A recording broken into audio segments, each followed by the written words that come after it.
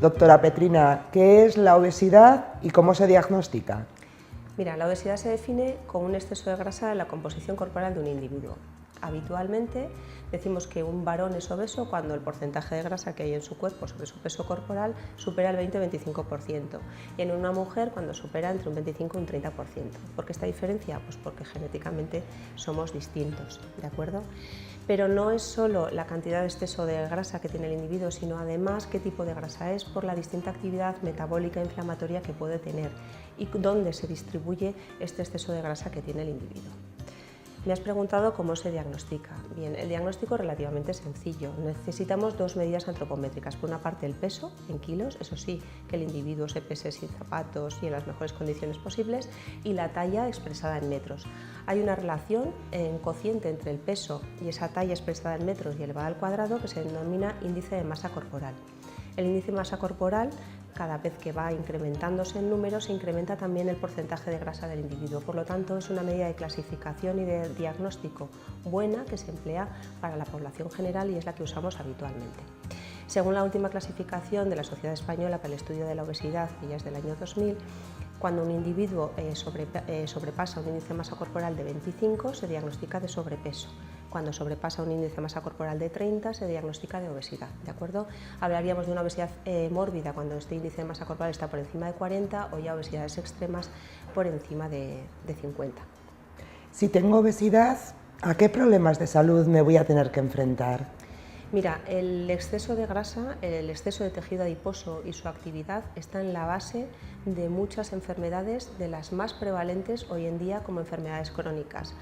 Por una parte tenemos enfermedades, lo que nosotros denominamos metabólicas, como son la hipertensión, la diabetes, el exceso de colesterol, el exceso de ácido úrico, el hígado graso, enfermedades renales, en sí toda la prevalencia de enfermedad cardiovascular. Esa se asocia fundamentalmente al exceso de grasa que se distribuye en la parte central del organismo, ¿de acuerdo? Lo que llamamos una obesidad abdominal, obesidad más androide del varón, ¿de acuerdo? Y sin embargo, cuando la obesidad es más homogénea o tiene una distribución más ginoide, prevalecen más también otro tipo de patologías, como la litiasis biliar, toda la patología articular. No olvidemos también que el exceso de grasa se asocia a muchas enfermedades respiratorias, como el síndrome de apnea del sueño o el síndrome de hipoventilación-obesidad. Y lo que se ha visto últimamente es que está relacionada con un incremento de riesgo hasta de 13 tipos de tumores distintos, ¿de acuerdo? Hay un concepto hoy en día que cada vez vemos más lo que se llama una obesidad sarcopénica, es decir, la relación entre ese exceso de grasa del individuo y una disminución en la masa muscular de ese individuo.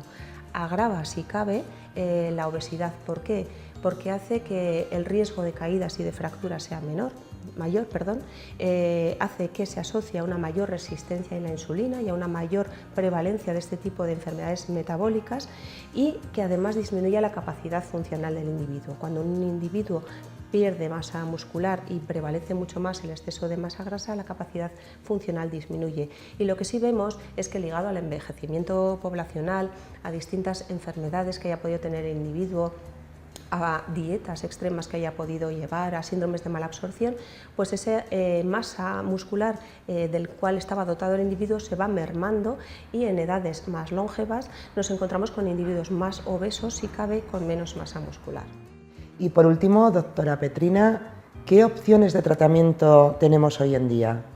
El primer tratamiento fundamental, y es la base para cualquier otro que se quiera implementar luego, son los hábitos nutricionales, ¿de acuerdo? Cada vez se insiste más en la calidad de los nutrientes que ingerimos y también en un control acerca de la cantidad, ¿vale? Hoy en día la única dieta, el único modelo de ingesta que ha demostrado prevención de todo el riesgo cardiovascular y mejoras en la obesidad es la dieta mediterránea, el patrón de dieta mediterráneo. Tenemos estudios como el Predimed, hecho en España con un amplio número de pacientes que nos demuestran que al cabo de los años son capaces de prevenir hasta en un 30% la aparición de enfermedad cardiovascular, ligado, eso sí, a un patrón de consumo con alimentos frescos, alimentos de temporada, con alto número de antioxidantes y siempre con aceite de oliva virgen extra o frutos secos como las nueces en concreto fue en este estudio.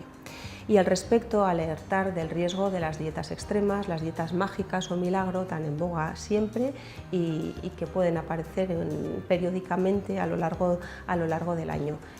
siendo acompañadas o no de otra serie de productos de formulación magistral que sabemos que tienen consabidos efectos deleterios en la salud del individuo.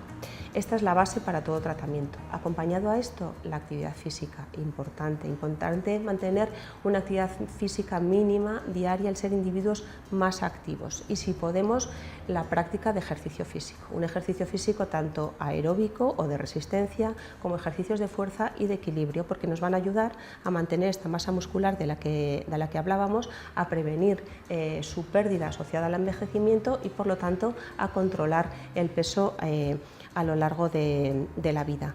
Y también se está viendo la importancia de mantener unas horas de sueño, un ciclo equilibrado entre las horas de sueño y las horas de vigilia, y al compartir el hecho de la alimentación con otros individuos, pues en esa convivencia también los hábitos de ingesta suelen mejorar, ¿de acuerdo? Eso era el pilar fundamental. ¿Qué ocurre si además no controlamos con esto la obesidad? Bueno, pues que podemos optar por tratamientos farmacológicos. A día de hoy tenemos 3 fármacos aprobados en España con distinto mecanismo de acción, con distintas indicaciones en función del patrón del individuo, ninguno de ellos financiado por el sistema sanitario, cuyo coste mensual puede rondar entre los 80 y 300 euros al mes en función del tipo de tratamiento. Y lo que siempre tendrá que intentar adecuar el médico que atienda a un paciente con obesidad es el resto de tratamientos que lleve para otras enfermedades, otras comorbilidades, hipertensión, diabetes, síndromes ansioso-depresivos, bueno, pues adecuar fármacos que eviten la ganancia ponderal en esos pacientes, que eso sí ha tenido un amplio desarrollo en estos años y nos favorecen el tratamiento de nuestros pacientes con obesidad. Y por último, o no por último, sino otra opción en el tratamiento de la obesidad es el tratamiento quirúrgico, ¿de acuerdo?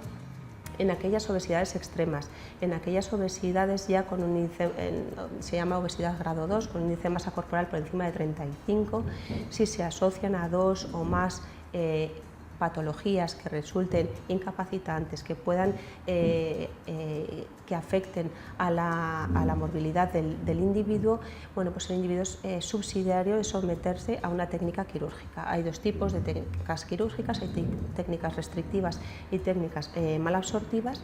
Y bueno, pues las indicaciones son las que os he comentado, ¿vale? Individuos con un índice de masa corporal con una obesidad mórbida por encima de 40 o con un índice de masa corporal por encima de 35 con comorbilidades, que además estén en un rango de edad entre los 18 y 65 años.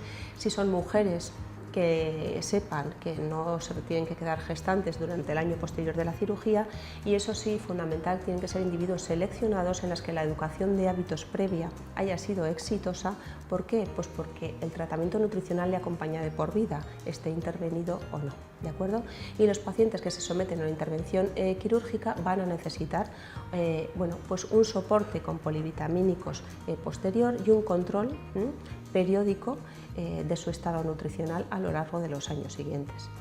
Muchas gracias, doctora Petrina. Encantada.